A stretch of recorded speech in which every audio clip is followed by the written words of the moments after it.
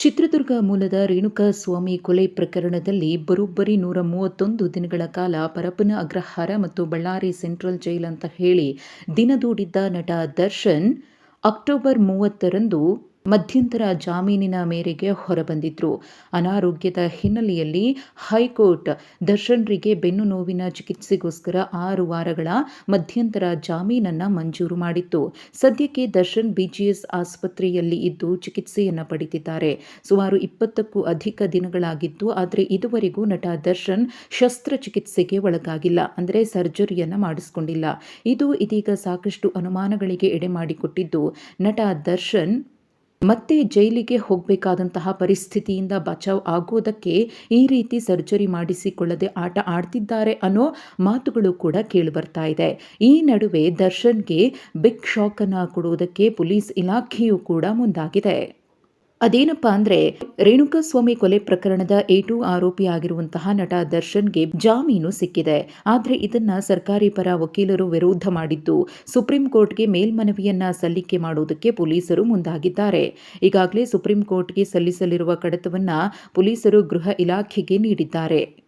ಇನ್ನು city police commissioner Dayanand ಅವರು ಕೂಡ ಇದ್ರ ಬಗ್ಗೆ ಮಾಹಿತಿಯನ್ನ ನೀಡಿದ್ದು, ಅತಿ ಶೀಘ್ರದಲ್ಲೇ ದರ್ಶನ್ರಿಗೆ ನೀಡಿರುವಂತಹ ಮಧ್ಯಂತರ ಜಾಮೀನನ್ನು ರದ್ದುಪಡಿಸುವಂತೆ ಮೇಲ್ಮನವಿಯನ್ನ ಸಲ್ಲಿಕೆ ಮಾಡಲಾಗುತ್ತೆ ಅಂತ ಹೇಳಿ ತಿಳಿಸಿದ್ದಾರೆ.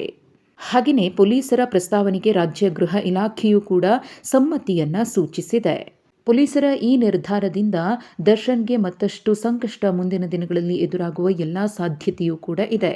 ಇನ್ನು ಈ ನಡುವೆ ದರ್ಶನ್ಗೆ ಮತ್ತೊಂದು ಬಿಗ್ ಶಾಕ್ ಏನಪ್ಪಾ ಅಂದ್ರೆ, ರೇಣುಕಾಸ್ವಾಮಿ ಹತ್ಯೆಯ ಸಂದರ್ಭದಲ್ಲಿ ಆರೋಪಿಗಳ ಜೊತೆಗೆ ದರ್ಶನ್ ಇದ್ದಂತಹ ಫೋಟೋವನ್ನು ಪೊಲೀಸರು ರಿಕವರಿ ಮಾಡಿಕೊಂಡಿದ್ದು, ಈ ಪ್ರಕರಣಕ್ಕೆ ಮತ್ತೊಂದು ಪ್ರಬಲ ಸಾಕ್ಷ್ಯ ಸಿಕ್ಕಂತಾಗಿದೆ. ಒಂದು ಕಡೆ ದರ್ಶನ್ ಮಧ್ಯಂತರ ಜಾಮೀನನ್ನು ಪಡೆದು ಹೊರಬಂದಿದ್ದಾರೆ. ಅವರು ಆಸ್ಪತ್ರೆಯಲ್ಲಿ ಚಿಕಿತ್ಸೆಯನ್ನು ಪಡೆದಿದ್ದಾರೆ. ಇದು ನಿಟ್ಟುಸಿರನ್ನು ಬಿಡುವಂತಹ ವಿಚಾರ ಅಂತ ಹೇಳಿ ದರ್ಶನ್ ಅಭಿಮಾನಿಗಳು ಖುಷಿಯಲ್ಲಿದ್ದಾರೆ.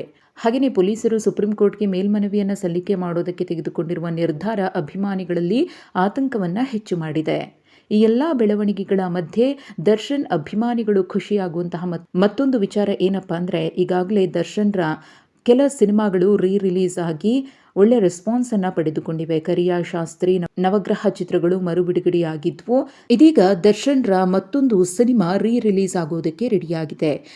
ಕ್ರಾಂತಿವೀರ ಸಂಗೊಳ್ಳಿ ರಾಯಣ್ಣ ಸಿನಿಮಾವನ್ನ ಹೊಸ ಸ್ಪರ್ಶದೊಂದಿಗೆ ಮರುಬಿಡುಗಡೆ ಮಾಡುವುದಕ್ಕೆ ನಿರ್ಧಾರವನ್ನ ತೆಗೆದುಕೊಳ್ಳಲಾಗಿದ್ದು, ನಾಳೆ ಚಿತ್ರ ರಿಲೀಸ್ ಆಗಲಿದೆ. ಬರೋಬ್ಬರಿ 12 ವರ್ಷಗಳ ಬಳಿಕ ಕ್ರಾಂತಿವೀರ ಸಂಗೊಳ್ಳಿ ರಾಯಣ್ಣ ಚಿತ್ರ ರಿಲೀಸ್ ಆಗ್ತಾ ಇದೆ. ಚಿತ್ರದಲ್ಲಿ ದರ್ಶನ್ ಸಂಗೊಳ್ಳಿ ರಾಯಣ್ಣನಾಗಿಯೇ ಅಭಿನಯಿಸಿದ್ರು. ಇನ್ನು ಕಿತ್ತೂರು ಚೆನ್ನಮ್ಮರಾಗಿ ಜಯಪ್ರದಾ ಅವರು ಅಭಿನಯಿಸಿದ್ದು, ಈ ಚಿತ್ರ 12 ವರ್ಷಗಳ ಹಿಂದೆ ಬಾಕ್ಸ್ ಆಫೀಸ್ನಲ್ಲಿ ಸಖತ್ ಸದ್ದು ಮಾಡಿತ್ತು. ಎಲ್ಲವೂ ಕೂಡ ಸರಿ ಇದ್ದಿದ್ರೆ ಅಕ್ಟೋಬರ್ನಲ್ಲಿ, ಅಂದರೆ ಇದೇ ತಿಂಗಳಿನಲ್ಲಿ ದರ್ಶನ್ರ ಡೆವಿಲ್ ಸಿನಿಮಾ ರಿಲೀಸ್ ಆಗಿ ಥಿಯೇಟರ್ಗಳಲ್ಲಿ ಅಬ್ಬರಿಸಬೇಕಿತ್ತು.